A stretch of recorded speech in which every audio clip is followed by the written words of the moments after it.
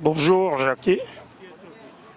Moi je m'appelle Yves Alain Cué, natif du Cameroun, citoyen du Cameroun, né et grandi au Cameroun. Principalement à Konsamba. Yeah. Yeah.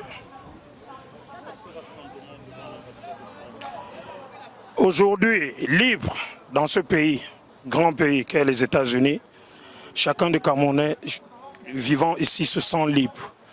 Et pour cela, avec toute la souffrance, tout ce que nous avons vécu dans notre vie, moi particulièrement en tant qu'étudiant, je n'ai jamais rien reçu de l'État du Cameroun. Nous nous sommes retrouvés dans la mer d'Anguakele et vivant aujourd'hui dans ce pays, on comprend que chaque pays qui travaille peut faire vivre ses citoyens, des gens qui viennent paisiblement, honorablement et dans la gaieté.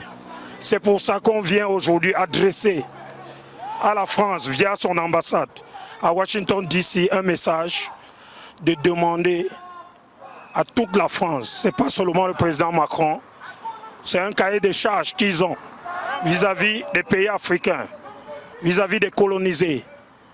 Et nous adressons ce message de libérer l'Afrique, libérer le Cameroun, d'arrêter le système du compte d'opération en France qui nous tue, qui pille nos ressources. Vous ne pouvez pas vendre la chèvre à quelqu'un ou offrir une chèvre à quelqu'un et tenir la corde. Merci.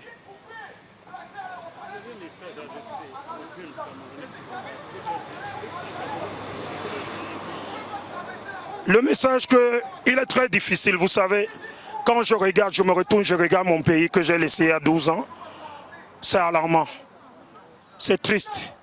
Parce qu'il y a 12 ans, j'ai connu ce pays, j'ai travaillé sur des projets qui m'ont amené, au moins dans 98% des villes où il y a un bureau de poste. Je connais combien le Cameroun est dégradé. J'ai fait le même travail au Gabon, je connais combien ces pays sont dégradés.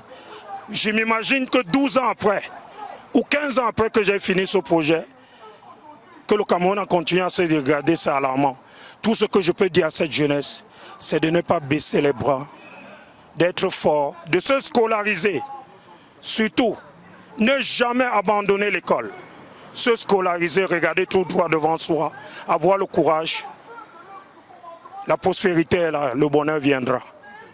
De ne pas perdre espoir. Nous nous battrons pour eux. Eux, peut-être, ils n'ont pas le courage de le faire parce qu'on va tirer sur eux.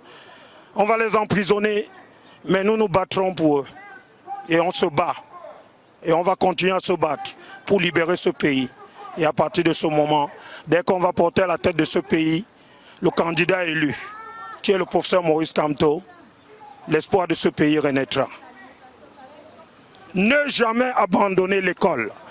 Se scolariser, ne pas tomber dans le piège des Sud-Africains qui, pendant l'apartheid, ont abandonné l'école et se sont mis dans la rue. Et quand la prospérité est arrivée, personne ne pouvait, ils avaient besoin des étrangers pour guider le pays, pour diriger. Merci, Jackie. Merci à GMTV+. Continuez de donner la parole à ceux à qui on la refuse.